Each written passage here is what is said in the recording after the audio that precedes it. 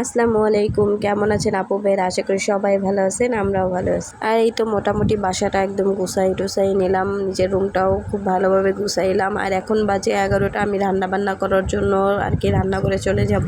রান্না কি করব জানি না, কারণ এত পরিমাণ গরম লাগতেছে, এত পরিমাণ গরম পড়তেছে কি বলবো। আর রান্নাঘরে ঢুকতেই ভয় লাগে। আর কি বলবো, আমাদের রান্নাঘরটা তো খুবই পরিমাণ ছোট, মানে কাজ একদম অল্পতেই অনেকখানি জমে যায়। তারপরও কি আর করা, রান্না বান্না তো করতেই হবে, পেটে তো খিদা লাগবেই, তাই না? আর বাহিরের রৌদ্রের তাপ আর হচ্ছে গ্যাসের যে আর কি আগুনের তাপটা পুরাটা একদম মিলেমিশে শরীরে একদম জ্বালা ধরে যায়। তাই তো আমি একটু রান্না করে এসে আর একটু আর কি ফ্যানের নিচে বসি, এরকম করে রান্না টান্না করে ফেলি, কি আর করার। আর এই গরমে বেশি কিছু তো একদমই রান্না করি না। আর এই গরমে কিন্তু খেতেও একদমই ভালো লাগে না, কোনো কিছুই মুখে মজা পাওয়া যায় না। আর গরমের যন্ত্রণায় কি বলবো, আর পুরা শরীর একদম মানে ঘামাচিতে ভরে গেছে। আর আমার মেয়েটা নিয়ে তো বড় বিপদে আছি, ওর শরীরটা পুরো আর কি একদম ঘামাচিতে ভরে গেছে। আর দেখুন ওর চুলগুলা কিন্তু সব কেটে ফেলেছি, ভাবছিলাম ওর চুলগুলা কাটবো না, রেখে দেব, কিন্তু যে গরম পড়তেছে এতে ওর অনেক বেশি কষ্ট হবে। আর এদিকে আমার রান্নাবান্না কিন্তু প্রায় শেষ, আগেই বলেছিলাম বেশি কিছু রান্না করব না, খুব কম আইটেম। আর আমি রান্নাটা কীরকম করতেছি, মানে একটা বসাই দিয়েই তারপর ফ্যানের নিচে চলে যায়, এরকম করে মানে রান্নাঘরে বেশিক্ষণ থাকতেছি না। আর এদিকে আমার মেয়ের যন্ত্রণায় সে তার দাদার কাছে যাবে, কারণ হচ্ছে ওর দাদা নিচে আছে, এই জন্য সে ও আর কি ওর দাদাকে দেখছে, তাই আর কি নিচে যাওয়ার জন্য খুব বায়না করতেছে। আর দেখুন রৌদ্রের এত পরিমাণ তাপ আর এত পরিমাণই বাহিরের দিকে তাকানোই যাচ্ছে না, কিন্তু তারপরও মেয়েটাকে বাইরে দিতে ইচ্ছা করতেছে না, কিন্তু তারপর সে খুব কান্না করতেছে এই জন্য। আর আমি এই তো দেখুন বাহিরের অবস্থা কি, রৌদ্রের দিকে তাকানোই যাচ্ছে না, কিন্তু সে যাবেই যাবে, সে আমাকে টাটা দিচ্ছে। আর সে এখন একাই চলে যেতে পারবে, সে তার এখন আমাকে লাগবেও না। আর সে পিছন থেকে তাকাই তাকাই আমাকে দেখতেছে আমি যাচ্ছি কিনা। আর এই তো সে তার দাদার কাছে চলেও গেছে, আমি এখন বাসার ভিতরে যাবো। আর ওই যে সে তারাই আমাকে দেখতেছে।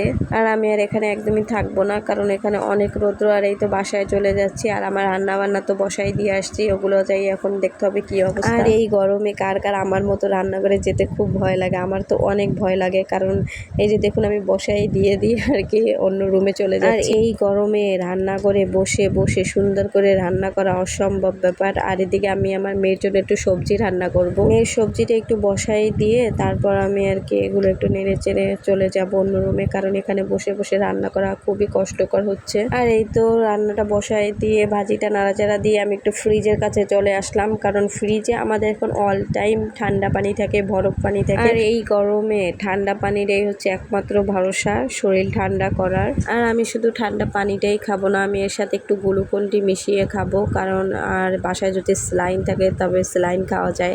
গরমের সময় এরকমের আর কি চিনির পানি, তারপর লেবুর শরবত, তারপর স্যালাইনের পানি, এগুলো খেতে কিন্তু খুব ভালো লাগে। যখন খাই তখন মনে হয় শরীরটা শান্তি শান্তি লাগে। তাই তো আমি হয়তো রান্না করার মাঝে নয়, রান্না করার পরে আমি এক গ্লাস খাওয়ার চেষ্টা করি, কারণ তখন শরীরটা অনেক বেশি গরমে আর কি গলা টলা শুকিয়ে যায়, তাই এইরকম পানি খেলে খুবই ভালো লাগে। আর বেশি গরম পড়লে এরকমের শরবত খেলে আমার শরীরটা খুব ভালো লাগে। আর আমার মতে এটা এখন সবাই খাচ্ছে বোধহয়, কারণ এই গরমে এগুলো না হলে একদমই চলে না। আর খেতে না খেতেই আমার মেয়েটাও চলে আসছে, আর আমার মেয়ে এগুলো কি যে পছন্দ করে, ঠান্ডা পানিটা কি বলবো। আর এদিকে ওকে আমি আমার রুমে একটু বসাই দিলাম, ওর সাথে দুষ্টামি করতেছিলাম। আর এদিকে সে তার আম্মির পেন্সিল ব্যাগটা নিয়ে আসছে, নিয়ে এসে আমাকে দেখাইতেছে আর এগুলো দিয়ে দুষ্টামি করতেছে।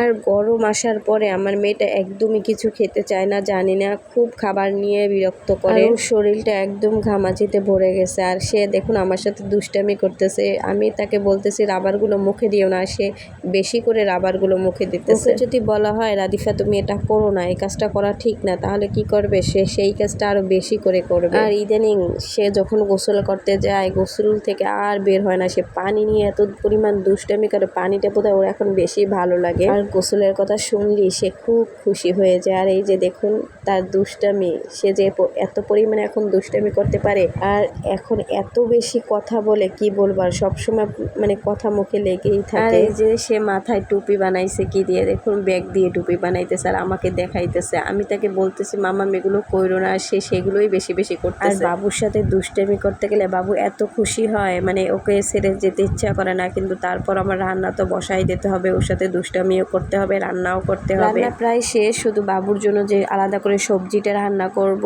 ওইটাই আর কি রান্না করে দেব। এখন সবজি রান্না করতে বেশি সময় লাগবে না, কয়েক টুকরা সবজি নিয়েছি। আর এই গরম ওকে আমি একটু তাড়াতাড়ি গোসল করাই, যেহেতু গোসল করতে এখন একটু সময় নেয়, ওই পানি নিয়ে দুষ্টামি করে, খেলাধুলা করে, এই জন্য তাই ভাবছি ওকে গোসল করাই দেব। এখন ওকে খুব তাড়াতাড়ি গোসল করানোর চেষ্টা করি। আর এই যে এদিকে এসে আমি আমার বাবুর জন্য সবজিটাও বসাই দিলাম। বাবুর জন্য আমি আলাদা করে সবজি পাকাই না, যে এইটুকু নিজেরা রান্না করে ওর ভিতর দিয়েই খাই, কিন্তু আজকে তো আমরা বেশি কিছু রান্না করি না, তাই ভাবলাম ওর জন্য সবজিটা আর কি বসাই দিই। আর এদিকে আমার রান্না বান্না সম্পূর্ণ শেষ। আর এই যে দেখুন আমার মেয়ের কাণ্ড, সে কি করতেছে, এইভাবেই সে সারাদিন তার দুষ্টামি চলতেই থাকে। আর এখন আমি আমার মেয়েটাকে গোসল করাই দেবো, ঘুম পাড়াই দেবো, আর এর দুষ্টামি এরকম সারাদিন চলতে থাকবে, কি আর করার। তাই আপনারা ভালো থাকবেন, সুস্থ থাকবেন, আমাদের জন্য দোয়া করবেন, আর গরমে সবাই সবার খেয়াল রাখবেন, আর আমাদের জন্য সবাই দোয়া করবেন। আল্লাহ হাফেজ।